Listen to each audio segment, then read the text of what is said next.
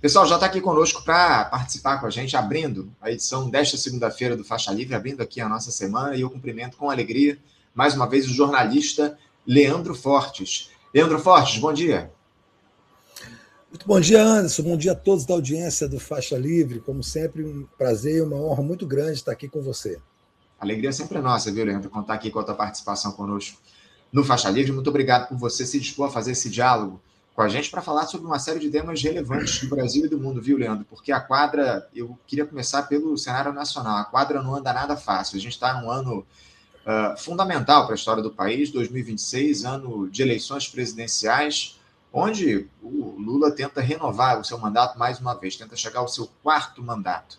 E as pesquisas, as primeiras pesquisas desse ano, que se inicia, já mostram o Lula ainda em vantagem nas intenções de voto para o pleito que acontece no mês de outubro. Ele lidera em todos os cenários, as duas pesquisas que saíram até aqui, e a gente percebe que a extrema-direita tenta, de alguma forma, se organizar em busca de um adversário para enfrentar o Lula nas eleições do fim do ano. A gente vai falar daqui a pouquinho, inclusive, sobre uma dessas possibilidades, que é o governador de São Paulo, o Tarcísio de Freitas. Mas eu queria abrir aqui a nossa edição, Leandro, pedindo uma análise mais geral do que esse ano de 2026 nos espera. Um ano, mais uma vez, importantíssimo para a história do país, um ano de eleições presidenciais, onde o Lula deve, acima de tudo, tentar fazer mais entregas, já, obviamente, para se capitalizar diante do eleitorado brasileiro. O que é que a gente pode esperar desse ano de 2026, hein, Leandro? Olha, o ano eleitoral, Anderson, se iniciou de uma maneira muito peculiar, com a prisão do Jair Bolsonaro, né? Com a condenação, com de fato a sentença começar a ser cumprida de 27 anos e alguns meses de Jair Bolsonaro, e depois agora a transferência dele para o chamado Complexo da Papudinha, que faz parte do grande Complexo da Papuda, mas é destinado a militares, policiais militares, né? Fica no 14º Batalhão da Polícia Militar. Eu até escrevi recentemente, Anderson, assim, que não é grande coisa se para quem tinha, por exemplo, como eu, como ainda tenho, né, um senso de vingança, digamos assim, muito apurado em relação a fascistas, em relação ao Bolsonaro e ao bolsonarismo, não é o mundo ideal, mas vamos combinar que já é bastante interessante esse movimento. Ele agora está numa prisão, cumprindo a pena dele, enfim. Se esgotaram todas as tentativas de mentiras de saúde e tal, ele agora não tem mais como ficar criando espetacularizando a questão da saúde, porque agora é o seguinte, ele está dentro do presídio, dentro de uma unidade penal, e qualquer problema de saúde que ele vai entrar dentro do protocolo da unidade penal, que é o mesmo protocolo para o Brasil todo, claro, com os privilégios que tem um preso que está dentro de uma prisão, que é uma prisão pousada. Tem lavanderia, tem dormitório, tem banheiro exclusivo, tem uma área para tomar sol e tal, mas é uma prisão. Uma prisão, ele está trancado dentro desse ambiente e deverá ficar lá, se tudo der certo, por pelo menos 5, 6, 7 anos. A depender do que vai acontecer com a história da PL da dosimetria, que foi vetada pelo presidente Lula. Eu estou fazendo esse prolegômeno porque eu acho importante a gente entender essa circunstância do ano eleitoral a partir da circunstância do Bolsonaro e ato contínuo do que deverá acontecer com o bolsonarismo. Então, o bolsonarismo foi fraturado por essa questão do Bolsonaro, pela prisão e pelas decisões estapafúrdias que foram tomadas a partir dessa prisão, como aquela tentativa de fuga do Bolsonaro a partir de uma convocação popular do Flávio Bolsonaro, que é o preferido dele hoje para ser candidato a presidente da República, que acabou derivando na prisão dele de fato na Polícia Federal, preventiva na Polícia Federal, e depois já para cumprir a sua pena de 27 anos. Então, eu não vejo, sinceramente, assim, como analista político já bastante experiente, que haja uma possibilidade real do Lula perder a eleição. Acho que o Lula é o grande favorito para ganhar a eleição, tem tudo para ganhar a eleição, a direita está completamente fraturada, né? Não há possibilidades do Tarcísio sair candidato à presidência da República depois que o Bolsonaro apontou o filho dele, como o Flávio Bolsonaro, como candidato natural do bolsonarismo dele mesmo, Bolsonaro, a eleição de 2026. E eu digo isso porque é o seguinte: o Bolsonaro não é, como nós sabemos, uma pessoa inteligente, é como se dizia antigamente, é uma pessoa sem luzes, né? Faltam luzes ao Bolsonaro, mas ele tem um incrível, e a gente tem que reconhecer, instinto de sobrevivência política e de percepção de que não haveria outro nome, senão alguém com o sobrenome Bolsonaro, para agregar em torno da luta bolsonarista e do eleitorado bolsonarista a possibilidade dessa turma voltar ao poder. As pesquisas demonstram isso, as últimas pesquisas da Quest, elas demonstram que houve um crescimento real da candidatura do Flávio Bolsonaro, de intenções de voto do Flávio Bolsonaro. Assim, estourou a bolha da chamado núcleo duro do bolsonarismo, ali de 30%, e chegou a 48%, 46%. Próximo do Lula. Significa que as forças reacionárias de direita e de extrema-direita já encontraram seu norte eleitoral. Uhum. Né? E foi um dedaço do próprio Bolsonaro, que muito espertamente percebeu o seguinte: não tem Tarcísio, ninguém representa o bolsonarismo senão um Bolsonaro. O Eduardo Bolsonaro hoje é um fugitivo nos Estados Unidos que a qualquer momento vai acabar sendo preso pela Polícia de Imigração, porque ele não tem mais mandato, ele não tem mais emprego, né? A Polícia Federal mandou ele voltar e ele não vai voltar, claro, porque ele morre de medo de ser preso. E ele vai ficar lá sendo sustentado, sabe-se lá por quem, alguém vai uma hora cansa, porque a extrema-direita é extremamente funcionalista. Se o cara já não tem mais serventia, ele vai ser completamente abandonado. Agora, o Bolsonaro conseguiu agregar essas forças em torno dele para garantir que o Eduardo sobreviva, que o Carlos Bolsonaro seja candidato a senador por Santa Catarina, fraturando o bolsonarismo num lugar onde nunca deveria acontecer isso, que é em Santa Catarina. O Jair Renan vai sair candidato a deputado federal, quer dizer, é um incapacitado mental, né? É um sujeito que tem é um débil mental, é um rapaz que não consegue completar frases. Ele não tem capacidade de flexionar frases. Ele não faz um O com um copo, né, Anderson? Se você botar, ele não consegue. Mas ele vai ser deputado federal, deverá ser eleito por Santa Catarina, porque Santa Catarina, infelizmente, virou essa fossa, Anderson. Então, eu acho que, respondendo a sua pergunta objetivamente, para a gente começar o programa de verdade, o ano eleitoral começou de novo ultrapolarizado. O bolsonarismo já tem um candidato, que é o Flávio Bolsonaro, está sendo seria estúpido se entrasse nessa briga até o fim, porque ele tem certamente a reeleição dele de São Paulo garantida também. É isso, Leandro. O ano começa bastante complicado. Tá mutado, Anderson. Tô mutado, não. Acho que eu tô com meu áudio aqui, ok. Você não tá me ouvindo, não? Você não me ouve, não? Ah, não, desculpa, eu que meti a mão aqui no fio. Não, nenhum problema, tranquilo. Mas eu dizia aqui que, de fato, o ano começa para lá de complicado. Eu queria justamente repercutir, Leandro, isso que você trouxe aqui conosco, essa prisão do Jair Bolsonaro lá na Papudinha, né? Uma decisão tomada pelo ministro Alexandre de Moraes na última quinta-feira. Isso é bastante simbólico em relação ao que representa a extrema-direita. A ida do Bolsonaro para Papudinha é algo que essa turma do bolsonarismo rejeitava de toda forma, mas de uma forma ou de outra isso acaba melhorando, digamos assim, a situação do ex-presidente, vai ter mais espaço, mas até a cela dele, eu até registrei isso recentemente, a cela onde o Jair Bolsonaro está, quase que um apartamento, maior do que muitas casas, muitas residências da maioria dos brasileiros aí, Brasil afora, país afora. Mas, enfim, o fato é que ele tem melhores condições ali para banho de sol, estrutura, enfim. Mais simbolicamente, como você mesmo ressaltou aqui para a gente, atinge diretamente o seio bolsonarista. Eu queria primeiro saber de você se foi uma decisão acertada essa do Alexandre de Moraes, considerando todo o quadro que estava colocado, as pressões que havia, inclusive, por parte da Michele Bolsonaro. Há quem diga que houve uma articulação, digamos assim, entre a própria Michele Bolsonaro e o Tarcísio de Freitas para conseguir ali uma transferência do Bolsonaro da sede da PF para uma outra unidade prisional, enfim. Que impacto esse tipo de decisão, essa transferência do Bolsonaro para a Papudinha pode ter, inclusive politicamente? Eu acho que, na verdade, eu até conversei com isso com um grande amigo esse fim de semana, que é do governo.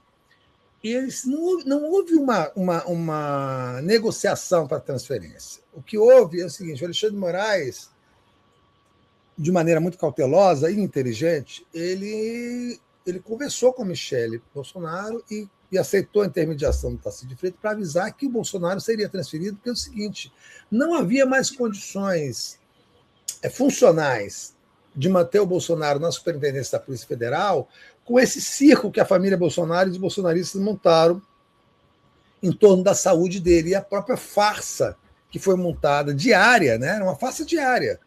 Hoje ele teve crise de soluço, soluçou 200 vezes, ficou sem respirar 20 segundos, cagou nas fraldas, vomitou na enfermeira, está tendo pesadelo, caiu no chão, caiu da cama. Isso tudo é mentira. O Alexandre de Moraes não é bobo, todos nós sabemos que tudo isso foi bolado para ser uma grande mentira. O quê? Para garantir a ida dele para casa. Olha, ele não tem condições, está caindo da cama, está soluçando, não respira, tem que tomar não sei quantos remédios, tem que operar a vesícula, a orelha, o nariz, a boca, a amígdala.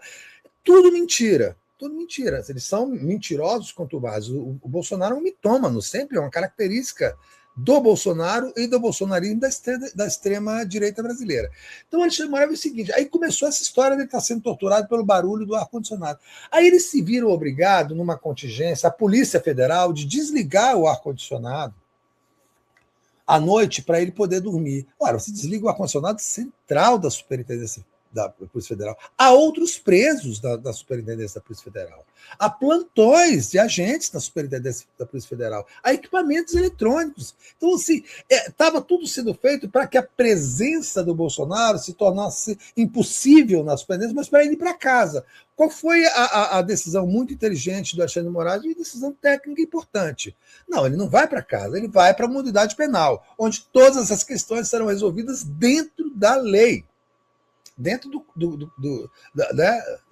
da normativa de execução penal. E aí foi isso que foi feito. Ele só, né, informou, para não parecer que foi uma transferência arbitrária, que jogaram o cara na masmorra, na madrugada. Não.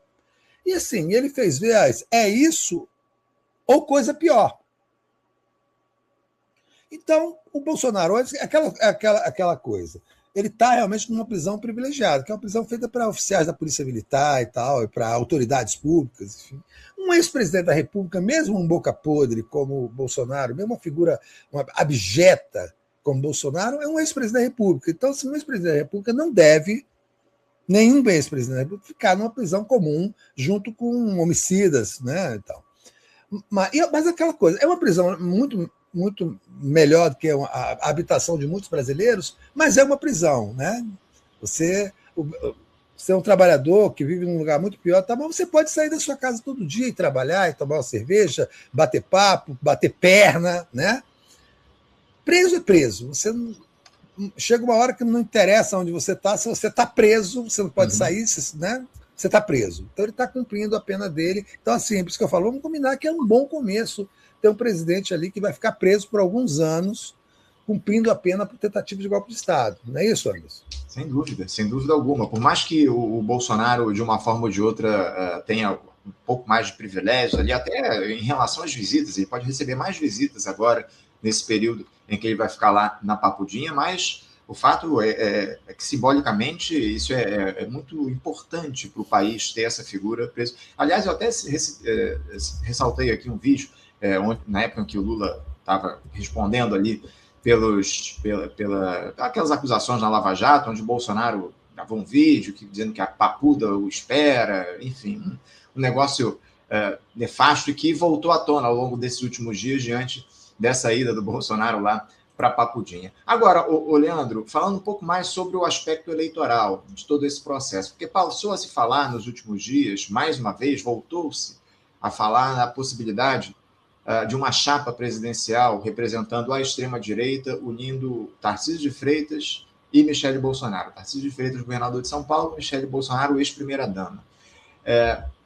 Parece que a Michele andou fazendo comentários lá a favor do Tarcísio de Freitas, enfim, o Flávio Bolsonaro foi, inclusive, às redes comentar. Eu queria que você falasse, você já comentou um pouco disso, você citou que o candidato do bolsonarismo seria o Flávio Bolsonaro, mas diante dessa situação que houve, dessa defesa da Michele Bolsonaro pelo nome do Tarcísio, como é que você vê até a possibilidade, inclusive, de ambos formarem uma chapa, o governador sendo cabeça e a Michele como vice, como candidata a vice. Como é que você avalia essa possibilidade? Seria uma candidatura capaz de fazer frente ao presidente Lula? E eu te pergunto isso até por conta dos resultados eleitorais. Nas pesquisas de intenção de voto, a gente percebe que o candidato tem mais chances, pelo menos nas pesquisas, de derrotar o Lula seria justamente o Tarcísio de Freitas, aquele que mais se aproxima do Lula, especialmente no segundo turno. Como é que você vê essa possibilidade de uma chapa Tarcísio-Michele Bolsonaro? Eu não vejo essa possibilidade, Anderson. Assim, a Michele Bolsonaro não será candidata a nada sem autorização do Jair Bolsonaro. Os filhos do Bolsonaro não suportam a madrasta. Eles têm pavor dessa mulher. Eles imputam a essa mulher muito da desgraça que aconteceu com o Bolsonaro. As pessoas conhecem, sabem dos bastidores quem é Michele Bolsonaro. Ela não é essa. Ela criou uma personagem, né, evangélica, crente, fanática religiosa, que formou em torno, que agregou em torno dela uma bolha de eleitores que já está dentro do bolsonarismo. Então, não há como haver uma candidatura Tarcísio-Michele sem uma ruptura com a família Bolsonaro. E uma ruptura com a família Bolsonaro será fatal para ambos. Será letal do ponto de vista político para ambos. Né? Não há como a Michele Bolsonaro se autorizar a ser candidata sem a permissão do Jair Bolsonaro. O Jair Bolsonaro já escolheu o candidato dele, é o filho primogênito dele, é o 01, o Flávio Bolsonaro, que odeia a Michele Bolsonaro. O que eles podem articular para que ela seja candidata ao Senado, ao deputada federal, para ficar gravitando em torno do núcleo duro do bolsonarismo. Ela é uma figura lateral do bolsonarismo, embora ela tenha uma capacidade hoje de articulação dentro desse meio evangélico bastante importante para o bolsonarismo. Ela é funcional para o bolsonarismo, não para ela mesma. Então, se ela se unir ao Tarcísio de Freitas numa candidatura contra o Flávio Bolsonaro, ela está morta, politicamente morta. Morta. Assim, todo o poder, toda a crueldade, toda a misoginia, né, da extrema-direita e do bolsonarismo se voltará para ela de forma violentíssima. Então, não há essa possibilidade. O Bolsonaro não vai indicá-la para ser vice de um adversário dele, que hoje é o Tarcísio, que é adversário dos filhos, que pretende, né, cooptar a base bolsonarista para consolidá-la como seu capital eleitoral. Isso não irá acontecer enquanto Bolsonaro tiver essa capacidade de articulação, mesmo dentro da prisão. O Flávio Bolsonaro é o candidato do Bolsonaro. Os bolsonaristas, e eu acompanho algumas poucas redes bolsonaristas ainda, já estão comemorando a candidatura do Flávio Bolsonaro como se fosse a personificação do próprio Jair Bolsonaro. Então, essas coisas, elas mexem com variáveis que não são só variáveis políticas. Ela mexe principalmente com as variáveis afetivas, no sentido marxista da expressão, né, da relação de afetos que formam um partido, um grupo político, um movimento político. Então, a gente já teve alguma experiência antes, já foi demonstrado, e é fácil de comprovar, a maneira como a extrema-direita trata as suas mulheres quando elas tentam colocar a cabeça para fora. Olha o que foi feito com a Carol Detoni, em Santa Catarina. A maior votação, a deputada mais votada, a mais importante, a maior liderança feminina e tal. Quando ela foi reclamar que o Carlos Bolsonaro não poderia tomar o lugar dela, mandaram ela sair do partido, que se dane, que morra. Que morra. E é assim com todas as mulheres. E não será diferente com a Michele Bolsonaro, ainda mais se ela cometer a traição absoluta de ser vice de Tarcísio de Freitas, que me parece, embora seja uma pessoa muito limitada do ponto de vista ideológico, político, tal, ele é um cara que tem percepção, né? É um homem que é inteligente de outra forma. E assim, não é possível que ele não perceba, que já não tenha percebido, que alguém já não tenha percebido para ele, que ele tem a eleição de São Paulo, praticamente ganha, porque não há adversários para ele em São Paulo. Uhum. E que ele vai se meter numa empreitada onde ele vai brigar com a base bolsonarista, com uma mulher que é odiada pelos filhos do Bolsonaro, que farão tudo para detoná-la, para enterrá-la viva, se for preciso. E aí, então, eu não vejo nenhuma perspectiva dessa chapa, viu, Anderson? Agora, Leandro, o que justificaria, num cenário como esse, que você muito bem trata aqui para a gente, o que justificaria esse movimento que a Michelle Bolsonaro tem feito de elogiar o Tarcísio de Freitas, de exaltar essa figura? Será que ela não tem noção de que ela não seria a indicada do Jair Bolsonaro? Ela tenta ali construir... Você disse que ela tem questões com Flávio Bolsonaro, com os filhos do ex-capitão, enfim... Num quadro como esse, será que ela não dialoga com o Jair Bolsonaro? Será que ela faz esse jogo por conta própria? O que justificaria essa postura da Michelle Bolsonaro sinalizando para o Tarcísio de Freitas? Primeiro que eu acho que ela aposta pessoalmente na morte do Bolsonaro. A melhor situação do mundo para ela seria ser viúva hoje. Né? Se Bolsonaro, tanto que ela falou várias vezes se ele vai morrer na prisão. Ele pediu a Deus para levar ele. Assim, sabe, obviamente, aquilo ali é um desejo pessoal. Você imagina, né? É uma mulher jovem, bonita, e que percebeu que tem um potencial político muito importante, mas que ele jamais florescerá à sombra do marido. Então, o melhor dos mundos para Michelle Bolsonaro, e o melhor dos mundos para o mundo em geral, seria que se o Bolsonaro morresse. Mas ela não pode falar isso publicamente, nem pode tentar matar o Bolsonaro, né? Ela pode apenas desejar no seu íntimo que ele morra. Mas parece que ele não vai morrer tão cedo. Porque tudo, essas coisas de saúde, é tudo mentira. Então, a questão da Michelle Bolsonaro, qualquer jornalista político aqui de Brasília que tem algum tempo de cobertura, ou que tenha participado de coberturas políticas ao longo dos últimos 30 anos, sabe como é que a mosca azul pica as pessoas e como elas se transformam, como elas se enganam e como elas se jogam do abismo sem perceber, porque em algum momento elas acham que a sua importância, que a sua relevância é maior do que tudo e que irá vencer tudo. É o problema da vaidade humana, né? Então, a mosca azul já picou a Michelle Bolsonaro. Essa coisa, ela vai num lugar cheio de gente, ela é ovacionada, ela é consultada, ela é a mulher do Bolsonaro, ela luta pela... Sabe, ela é um sinal trocado da Winnie Mandela, né, guardadas as proporções e ressaltada a caricatura.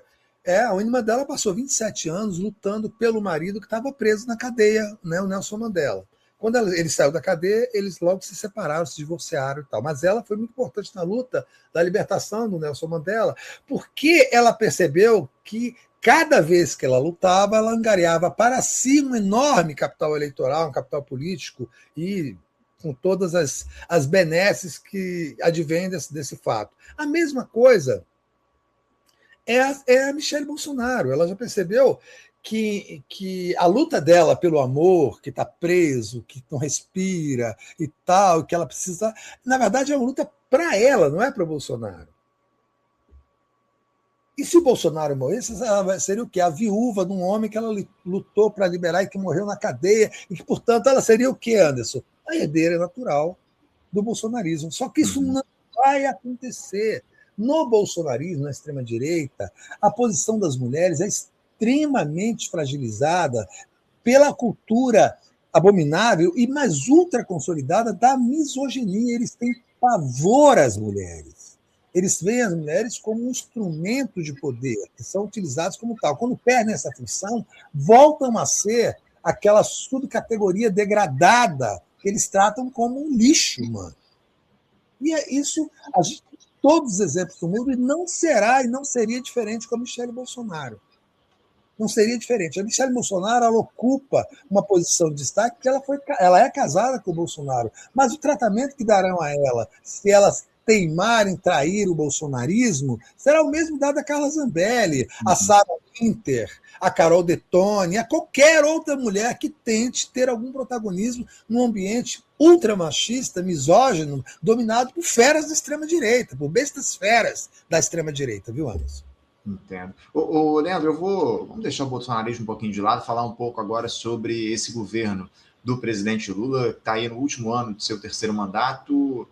Eu queria falar especialmente, começar esse nosso diálogo sobre o governo Lula, analisando esse silêncio que o presidente da República teve recentemente, numa cerimônia lá no Congresso Nacional, na verdade, no Congresso não, no Palácio do Planalto, uma cerimônia pelo 8 de janeiro, né, onde o Lula acabou assinando aquele veto do PL da dosimetria. O Lula silenciou a respeito desse tema, não fez qualquer comentário, reuniu ali as pessoas para foto, fez a foto, assinou lá o decreto, o veto, mas não comentou nada em relação a isso.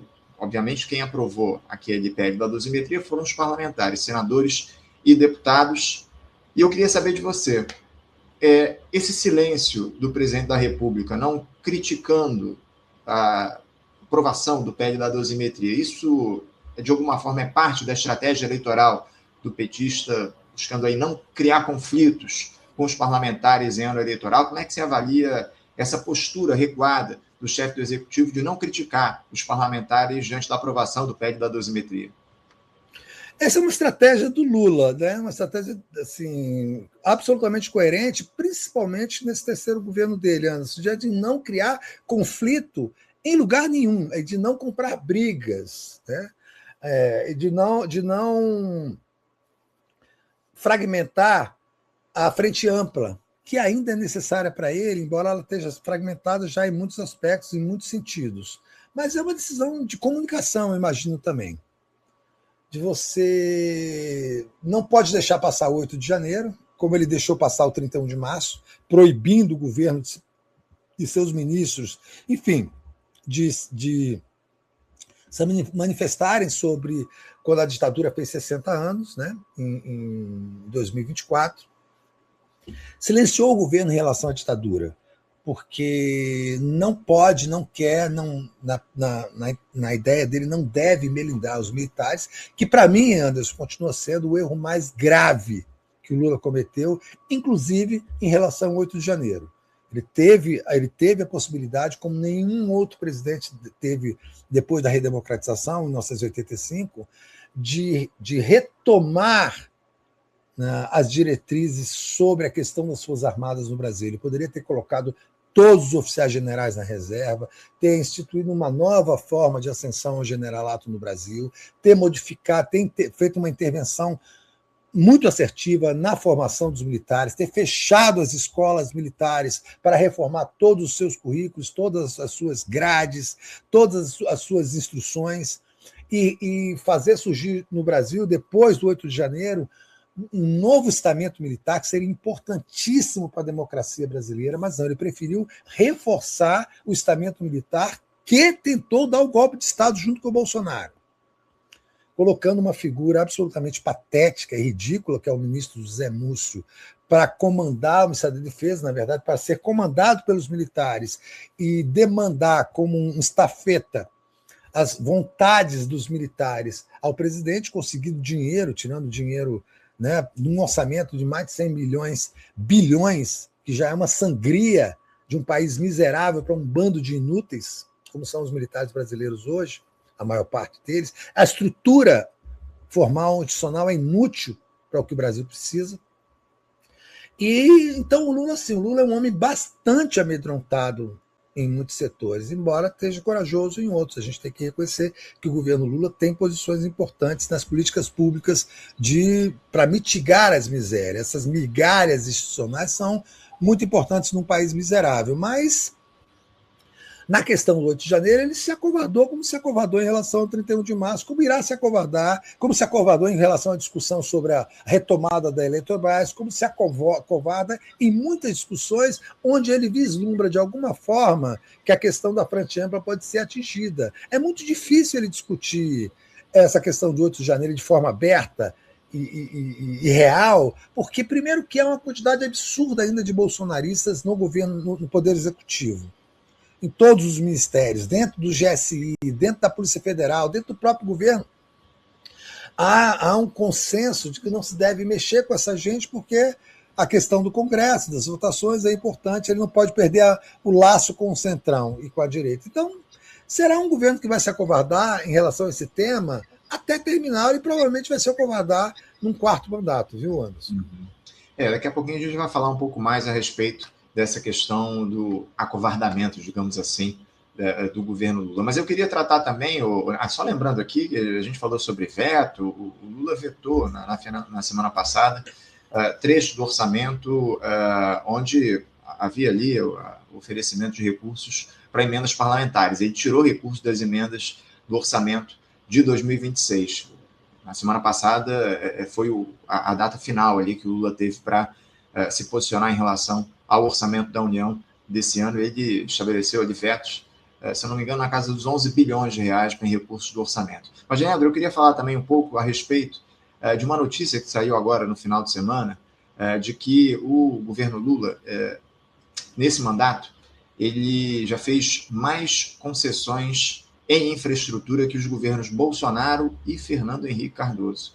No final de 2025, o Lula já tem o maior volume de concessões de rodovias, portos e aeroportos da história do país. São 50 leilões ao longo de 3 anos de mandato. O governo Bolsonaro foi responsável por 45 leilões durante os 4 anos de gestão, e o FHC, o Fernando Henrique Cardoso, fez 26 leilões, sendo 22 só no primeiro mandato, entre 1995 e 1998.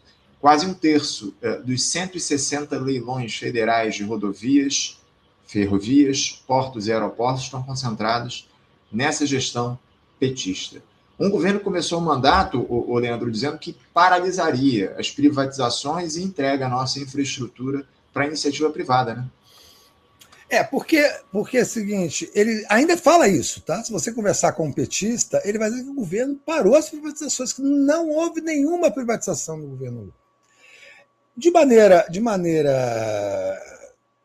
assim, muito cafajeste, já dentro desse espectro de pós-verdade que se instalou na política brasileira e mundial com o crescimento da extrema-direita, o PT criou uma narrativa falsa, absolutamente falsa, mas que serve como argumento para a sua militância se manter ativa, de que concessões não são privatizações, né? De que as parcerias públicos-privadas, as PPPs, não são privatizações. Então, quando eu consigo consolidar essa narrativa, que é uma palavra que muita gente não gosta, mas eu acho ela perfeita, para consolidar essa narrativa e colar essa narrativa na testa da militância como uma tarefa para a militância, olha, é o seguinte, quando falarem que nós estamos privatizando estradas, pontes, hidrovias, rios da Amazônia, 3 rios da Amazônia, quando falarem que nós estamos entregando o patrimônio público para a iniciativa privada com as PPPs, vocês vão dizer o quê? Que não é privatização, que é uma concessão, que continua pertencendo ao Estado, que tecnicamente é uma verdade, mas que do ponto de vista da realidade é uma mentira cruel, uma mentira absurda, uma capitulação ao capital de uma forma vil, covarde, e que mobiliza hoje o governo mais do que qualquer outra coisa no campo da economia, né? A dinâmica, as engrenagens para a produção de concessões, para viabilizar concessões, as mais diversas, o tempo todo, em todos os campos do patrimônio público, é uma coisa quase que doentia, e é comemorada. O Lula comemora, minto, não é que ele comemora, mas ele também não trata publicamente do assunto quando deve. Mas o ministro dos Transportes comemora, o ministro das Comunicações comemora, os ministros comemoram. O Haddad, um dos maiores orgulhos dele, o Haddad imagina que a um momento irá ganhar o Prêmio Nobel da Economia pelo arcabouço fiscal e por ser o mentor das PPPs, que é um carimbo neoliberaloide que ele carrega com um imenso orgulho. Não é à toa que ele saiu da USP para dar aula no INSPER, né? No instituto que é o coração selvagem do neoliberalismo no Brasil. Então, é um governo que tem muita vergonha de se dizer liberal. Muita vergonha de se dizer um governo de centro-esquerda, e que se apoia, que se apega muito nas suas políticas públicas, que são políticas públicas de esquerda, para garantir de que não é um governo liberal no sentido neoliberaloide, mas é. Então, essa comemoração em cima dessas privatizações que são... Assim, é preciso que nós, né, que somos decentes e que somos de esquerda, né, e que não engolimos tarefas de militância, que é uma coisa infantilóide, herdada do movimento estudantil, digo, do pior do movimento estudantil, porque eu vim do movimento estudantil, não sei se você participou antes, mas assim, o movimento estudantil é muito importante. Essas coisas não podem ser comemoradas, isso é uma tragédia para o país. Quando você dá uma estrada por 60 anos, você está privatizando. Uma geração inteira, eu, você, nossos filhos, não vai ver isso na mão do Brasil de novo, porque vai ser, sabe, é uma privatização covarde, mais covarde do que uma privatização real, porque essa você pode lutar contra ela dentro do campo do inimigo. Essa não, você está dentro do campo do amigo e você tem uma narrativa de que não é privatização. Então o governo vem privatizando, colocando a sua militância, os seus cães de guarda para ganhar os dentes contra quem critica isso, dizendo que não é privatização.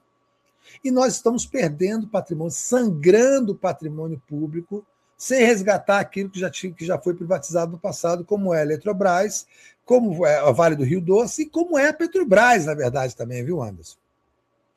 É isso. É a entrega do patrimônio público para a iniciativa privada, como você diz, nunca mais... Dizer que PPP não é privatização é equivalente a afirmar que a Globo é comunista. É isso, Rodolfo. PPP é privatização, você tem razão, é isso mesmo. É isso. Nunca mais, muito como você trouxe aqui para a gente, nunca mais a gente vai ver esses bens da sociedade brasileira de volta ao Estado, como você coloca aqui. Ô Leandro, antes de a gente continuar aqui, só quero lembrar para o pessoal que está assistindo, acompanhando aqui com a gente, não deixe de se inscrever no canal, curtir, comentar, compartilhar, se engajar aqui com Faixa Livre. Muito importante você se engajar com o programa, se inscreva aqui no canal Faixa Livre. Eu queria trazer uma outra coisa, a gente está falando de tragédia para o país, a gente tem esse caso colocado do Banco Master, né, que também está dando o que falar ao longo dessas últimas semanas aqui no nosso país, especialmente pelas ações do Judiciário, do Supremo Tribunal Federal. O ministro Dias Toffoli ali tomando decisões para lá de questionáveis, também tentando dificultar o trabalho da Polícia Federal.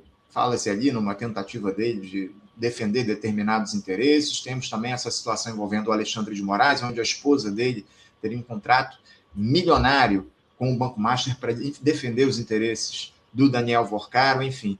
Eu queria te pedir logo uma análise a respeito desse caso, especialmente dessa atuação do ministro Dias Toffoli, tentando, de alguma forma, ali interromper ou dificultar o trabalho da PF nesse momento, na investigação em relação a essa situação, esse escândalo que se deu em torno do Banco Master. Como é que você avalia todo esse caso, Leandro?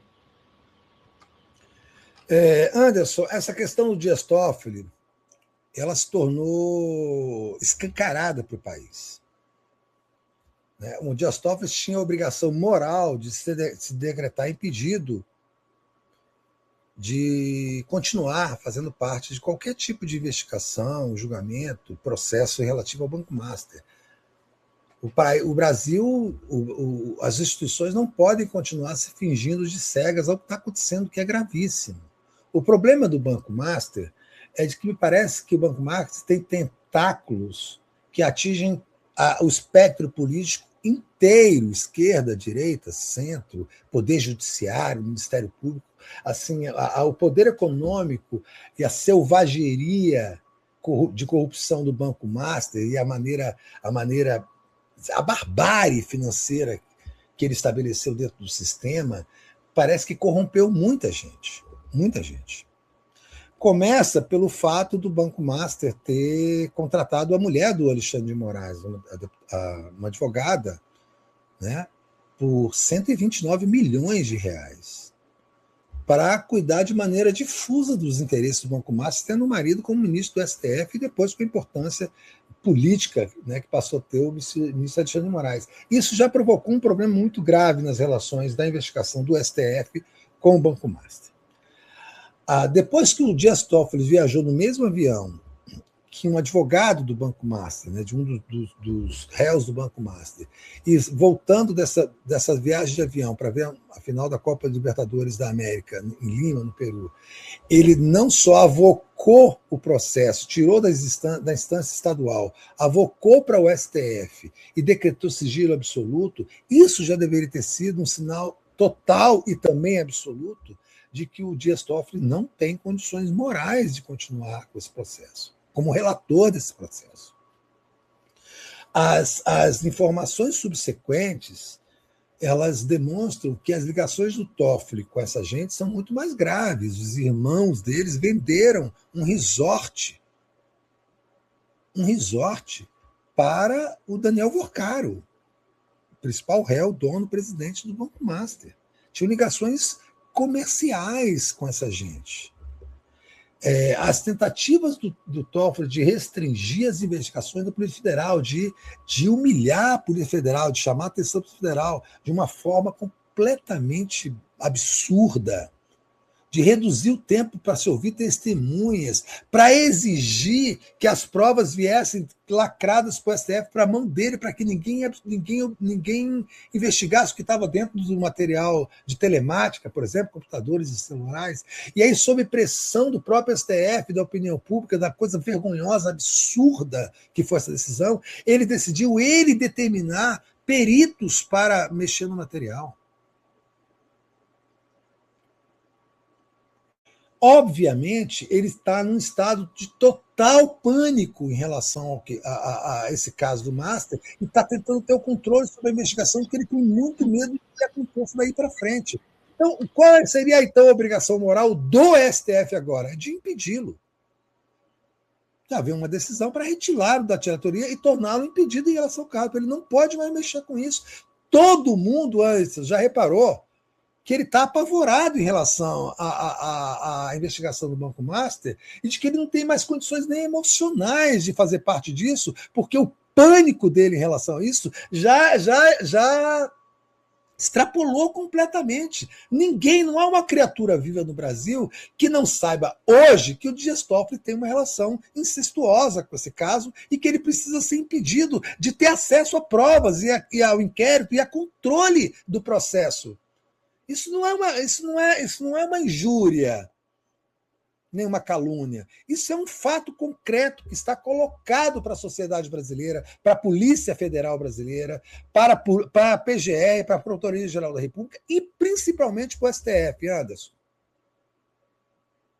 É isso, o Supremo Tribunal Federal deveria, de uma forma ou de outra, se colocar diante desse cenário, desse caso, envolvendo o ministro Dias Toffoli, o Banco Master, enfim, eu tenho lá minhas dúvidas, viu, Leandro, em relação a isso, se o Dias Toffoli vai, de fato, se colocar como suspeito diante dessa investigação, a partir do que a gente tem visto ao longo dos últimos tempos, especialmente essa atuação dele tentando limitar o trabalho da Polícia Federal, esse vai e vem, primeiro os documentos teriam de ser enviados lacrados, depois ele autorizou que a Polícia Federal realizasse a perícia daquela apreensão última que foi feita na semana passada, numa outra operação envolvendo esse caso, aí ele limitou ali o número de dias que a PF teria para fazer essa perícia, enfim, idas e vindas por parte do ministro do Supremo Tribunal Federal, mas que colocam a atuação dele sob suspeita, como você muito bem diz. Eu queria já levantar a quadro internacional aqui, viu, Leandro?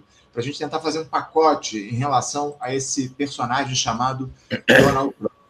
O Donald Trump, presidente dos Estados Unidos, começou o ano sequestrando o Nicolás Maduro lá no dia 3 de janeiro. A gente até entrou ao vivo aqui naquele sábado, ficamos 7 horas aqui ao vivo, repercutindo todo aquele cenário, toda aquela situação. Enfim, agora o Trump ameaça a Groenlândia, onde ele estabeleceu, inclusive, tarifas para países europeus que fossem contrários à compra da ilha pelos Estados Unidos.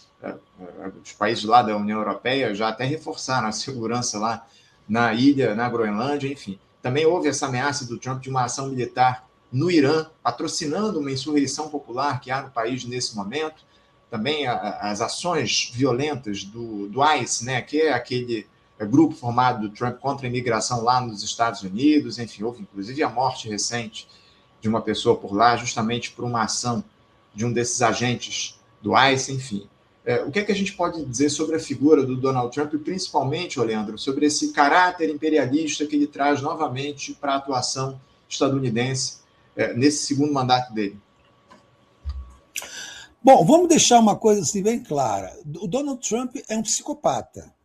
É um psicopata. Age como psicopata, tem todas as características de psicopata, não tem vergonha de ser psicopata, coloca a psicopatia dele como um orgulho de personalidade, é cercado de psicopatas, como é a característica de todo governo real de extrema-direita. Bolsonaro é um psicopata que foi cercado em grande, né, com uma horda de psicopatas, de corruptos, de pessoas sem nenhuma empatia, de pessoas capazes de qualquer coisa para manter as suas relações de poder, principalmente com o poder econômico. Então, nunca houve, acho que um presidente, tenho certeza, nunca houve, depois da Segunda Guerra Mundial, um presidente dos Estados Unidos tão explicitamente vinculado às intenções imperialistas do Estado. Todos foram imperialistas, todos executaram ações imperialistas. O Barack Obama foi talvez um dos maiores presidentes do imperialismo estadunidense, mas tinha, né, era mais ou menos como os tucanos de São Paulo, cometiam todas as atrocidades, mas não tinham aquele aspecto, aquela coisa do Geraldo Alckmin, né, de um homem santo, cordato, que fala por favor, que abre a porta para as mulheres, que frequenta a missa, né, que tem a fala mansa, manda bater, encher os professores de porrada, cegar estudantes com tiro de bala de borracha, roubava merenda e tal, mas continuou com essa aura certificada ao ponto de depois ser o vice-presidente do Lula e ter a sua biografia lavada por quem? Pela militância. O Trump, ele não tem nenhuma preocupação com esse filtro. Ele quer se mostrar, e já se mostrou, como o imperador do mundo, como Calígula, como Nero, o imperador louco que vai fazer o que quer e quem se colocar na frente dele irá pagar muito caro por isso. A Europa é, há muitos anos já, um continente ocupado militarmente pelos Estados Unidos. Deve ter mais de 300 ou 400 bases militares na Europa, sob o pretexto de organização do estamento da OTAN, né, a organização do Tratado do Atlântico Norte, que foi criada para ser uma força militar contra a União Soviética, e que hoje nada mais é do que uma dominação estadunidense sobre os países da Europa, que se curvam, que criaram, que tem uma geração de políticos que foi se moldando para se curvar ao império. Então, ele hoje está ameaçando, primeiro queria anexar pura e simplesmente a Groenlândia, mas está querendo comprar, que é uma coisa mais humilhante ainda. Assim eu compro. E quem não quiser vender vai morrer. E quem não apoiar a minha compra, eu vou meter taxa. Meteu mais 20% aí de taxa, 25%, sei lá, de taxa nos europeus. Quem não apoiar, ele vai matar economicamente, vai matar de fome. Qual é a reação da Europa? É uma reação patética. A primeira-ministra da Dinamarca, que eu esqueci o nome dela aqui agora, está mandando tropas para a Groenlândia, segundo ela, para se proteger da Rússia, Anderson. Não é dos Estados Unidos, para se proteger da Rússia. A Alemanha mandou 13, preste atenção no que eu estou dizendo, 13 militares. A França acho que mandou 3 franceses. Essas são as tropas que a Europa está deslocando para a Groenlândia para se proteger da Rússia. Então, os Estados Unidos, a Europa, o continente, a Europa Ocidental, ela é um estado dos Estados Unidos, é o 51º estado dos Estados Unidos, ele manda de uma maneira vergonhosa. Não é à toa que a principal liderança europeia colocada nesse esquema do Conselho de Paz de Gaza, que nós vamos falar daqui a pouco, é o Tony Blair, que é conhecido, que ganhou o apelido de Poodle. Né? Foi o primeiro-ministro mais subserviente dos interesses dos Estados Unidos da história da Inglaterra, que é uma história de mil e tantos anos. Não é, Anderson? Ô, Leandro, então você não acredita que haja, de fato, resistência europeia a esses planos do Donald Trump de ocupar ou que seja comprar a Groenlândia? Você não acredita que os países da União Europeia vão resistir a isso? Como? Eles não têm coragem. Como se a economia deles é do... Rapaz, eles não tiveram coragem de se posicionar em relação à guerra da Ucrânia e aceitaram a dominação estadunidense na compra de gás liquefeito para fazer o aquecimento das suas casas.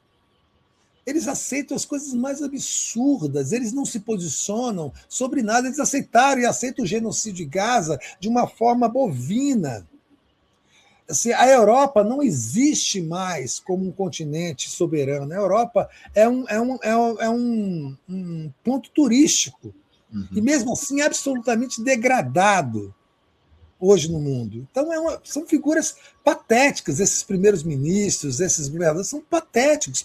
A extrema-direita está contaminando o continente europeu, também a política europeia, e o Donald Trump sabe disso e humilha a Europa, humilha. Olha, você falar que vai ocupar a Groenlândia, que vai comprar a Groenlândia, quem não quiser que ele compre vai sofrer com isso. E a primeira-ministra da Dinamarca, que é a dona da Groenlândia, envia tropas para se proteger da Rússia.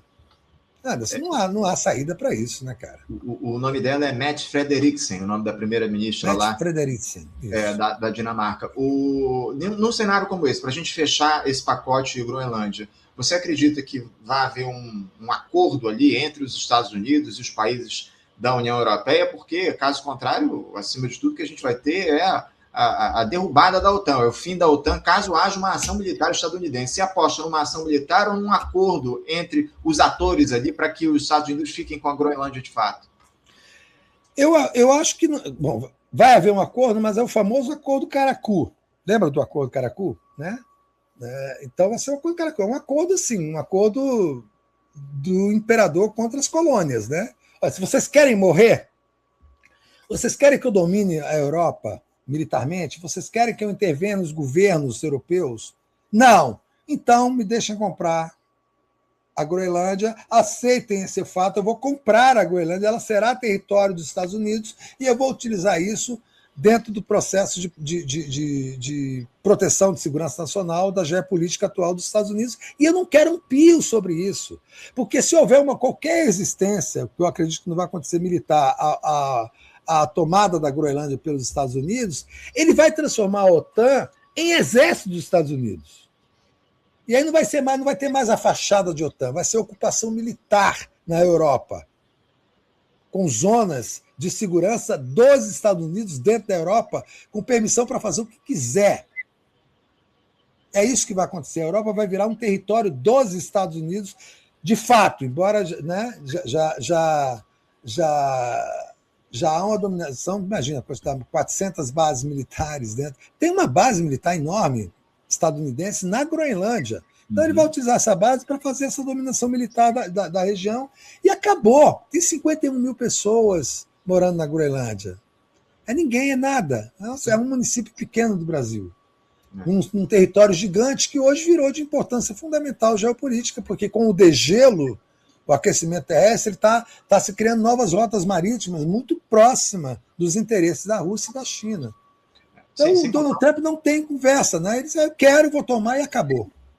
Sem contar os recursos minerais ali que há na Groenlândia. O Trump também está de olho ali nesses recursos, terras raras, né? Exato, pois é. Ô, Leandro, a gente está falando sobre Donald Trump, para a gente fechar aqui, eu queria uma análise tua a respeito desse convite que o presidente dos Estados Unidos fez para o Lula, presidente brasileiro, para fazer parte do chamado Conselho de Paz para Gaza.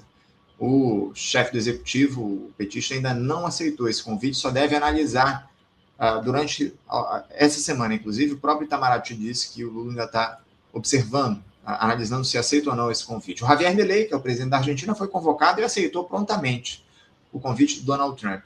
Os outros integrantes que devem fazer parte desse Conselho de Gaza são o empresário bilionário, o americano Mark Rowan, aliás, os bilionários, os empresários Mark Rowan e Robert Gabriel, o assistente do Donald Trump que atua aliás, o Robert Gabriel, ele é assistente do Donald Trump e atua no Conselho de Segurança Nacional, mas também teremos Tony Blair fazendo parte desse conselho, enfim, figuras para lá de questionáveis. Um conselho para discutir questões como o fortalecimento da capacidade de governança, de relações regionais, a reconstrução, a atração de investimentos, financiamento em larga escala e mobilização de capital para Gaza. Isso tudo de acordo com uma mensagem divulgada pela Casa Branca. Leandro, você acha que o Lula deve aceitar esse convite do Donald Trump para fazer parte desse Conselho de Paz? O que é que representa um possível aceite diante de tudo que o republicano tem feito no mundo, inclusive da invasão que ele fez à Venezuela, do sequestro do Nicolás Maduro, ameaçando o nosso continente? Você acha que o Lula deve aceitar esse convite para fazer parte do Conselho de Gaza? Anderson, essas informações que você nos passou sobre quais são os objetivos do Conselho de Paz de Gaza são esses objetivos são todos laterais. O objetivo fundamental é a criação, e está nesse documento da criação do Conselho de Paz, é a criação de um exército de ocupação de Gaza explicitamente para a substituição das forças do Hamas. Então, o que está se planejando ali, primeiro de tudo, é uma ocupação militar a partir de um exército comandado pelos Estados Unidos, treinado pelos Estados Unidos, para ocupar o território de Gaza em substituição. E quando os Estados Unidos falam em substituição ao Hamas, significa para a aniquilação física total e absoluta do Hamas e de qualquer tipo de resistência que ainda possa existir em Gaza em relação à dominação daquela região pelo sionismo israelense e pelos Estados Unidos. Não há nenhuma condição moral do Lula se agregar a isso e continuar como presidente da República do Brasil, ou continuar como político, ou continuar, ou ter liberdade moral para falar sobre qualquer outro tema. Lula não pode e não deve aceitar esse convite. As outras pessoas que fazem parte desse conselho são criaturas orgânicas, são sujeitos orgânicos desse movimento mundial da extrema-direita, vinculados ao sionismo, que tem uma única pretensão sobre Gaza: transformar aquilo naqueles que chamam de Riviera, né, de Gaza, né? Ocupar militarmente Gaza, destruir a resistência a Gaza, transformar aquilo num grande balneário internacional e explorar os recursos naturais de Gaza para que nunca mais os palestinos possam chamar aquele ambiente de lar. Como é que o Lula vai poder fazer parte disso? Embora, como sempre, viu, antes, eu desconfie e tenha certeza que há muita gente no entorno do Lula tratando disso como uma possibilidade, com o falso argumento de que seria importante para Gaza, para os palestinos, que o Brasil participasse disso para defender os seus interesses. O Brasil não pode participar de um conselho nazista estabelecido para usurpar definitivamente Gaza. Basta você ver quem está participando.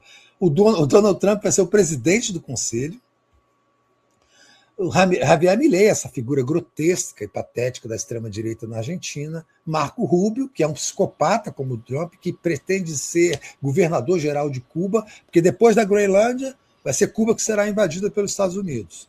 E o Marco Rubio quer ser o governador-geral de Cuba, para assassinar a esquerda cubana, destruir a revolução e submeter o povo aos interesses dos Estados Unidos e retransformar Cuba no que é a história triste dela, de que é um grande bordel dos Estados Unidos.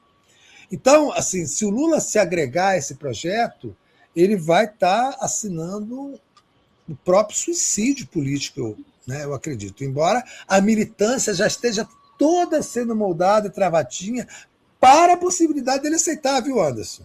Sim. Porque seria importante, o Lula seria um contraponto à extrema-direita, defenderia os interesses. Ninguém. Isso não foi criado para defender os interesses de Gaza. Isso foi criado para transformar Gaza num protetorado dos Estados Unidos, com um nome ridículo, insultoso, de Conselho de Paz. É um conselho de colonialismo, é uma junta colonial com a ajuda de figuras tétricas, ridículas, patéticas, como Tony Blair.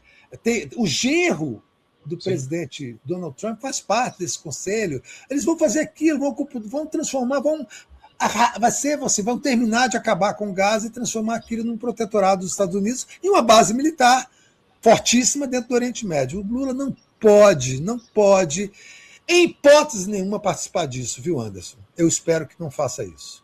O Trump quer transformar Gaza na Riviera do Oriente, como ele muitas vezes já disse isso, inclusive postou nas redes digitais. É fato que o Lula, caso ele aceite esse convite, ele, mais uma vez, vai estar se colocando ao lado de um personagem nefasto da história do planeta, que tem planos imperialistas, isso é fato, mas que, acima de tudo, quer tornar Gaza uma zona de influência direta dos Estados Unidos, quer ocupar aquela região, como ele quer ocupar a América Latina, depois desse ataque que ele fez ao Nicolás Maduro. Enfim, é uma figura que ataca a soberania dos povos e, acima de tudo, tenta se colocar. Aliás, só para a gente fechar aqui, Leandro, eu queria pedir uma rápida análise tua. Até peço desculpas ao professor Marcos Pedilowski, que já está aqui nos bastidores nos aguardando. Professor, já chamo o senhor, mas eu queria uma análise rápida do Leandro a respeito dessa situação envolvendo lá a ganhadora do Nobel da Paz, que esteve lá na Casa Branca, a aliada, aliás, a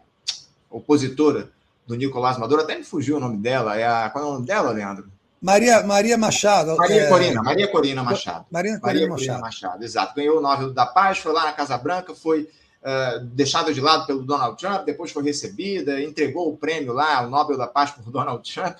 O que dizer sobre essa personagem e sobre esse encontro que eles tiveram lá na Casa Branca? Olha só,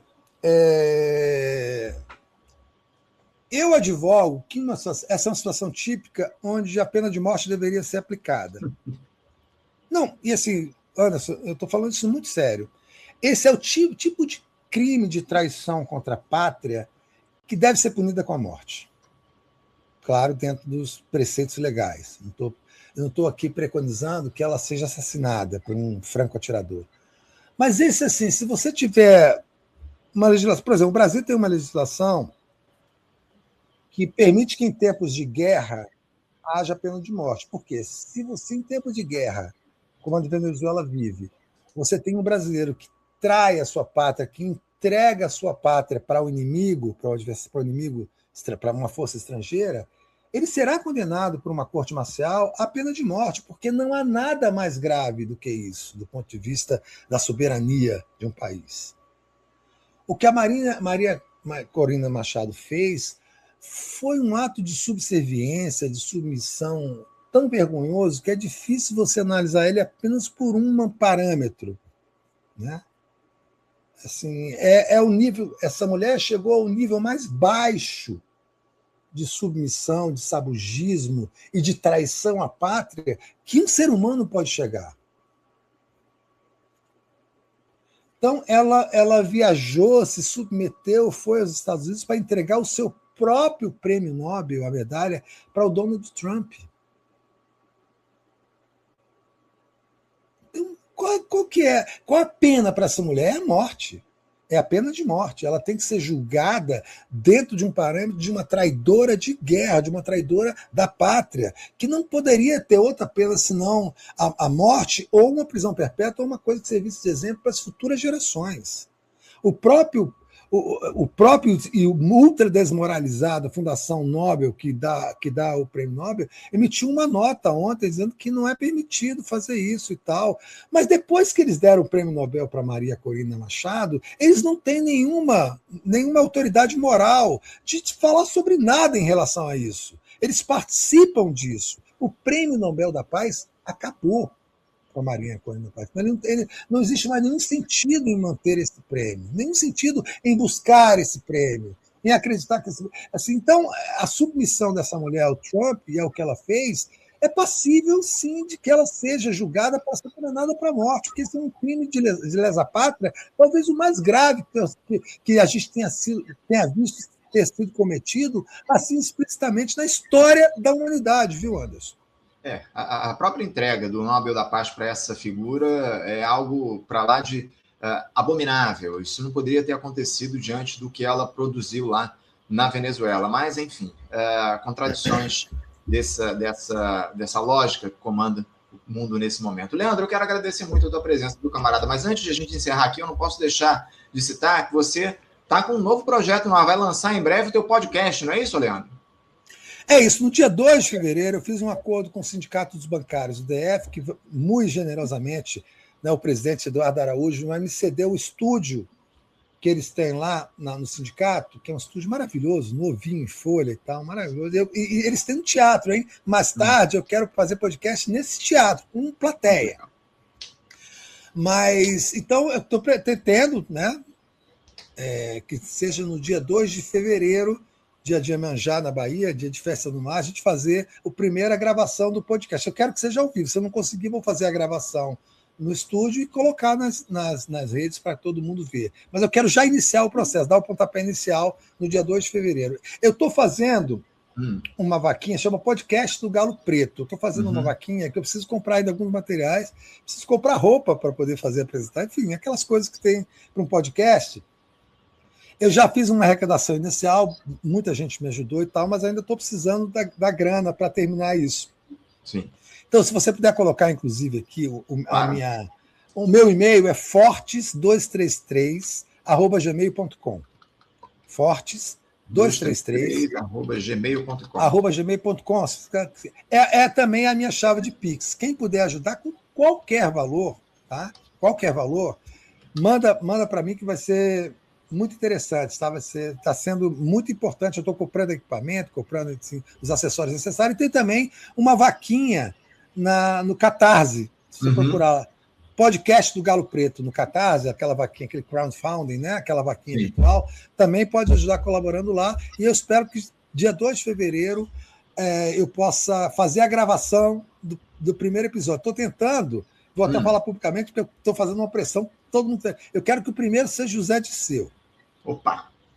Eu quero que o primeiro seja o comandante José Disseu, que seja o meu primeiro entrevistado.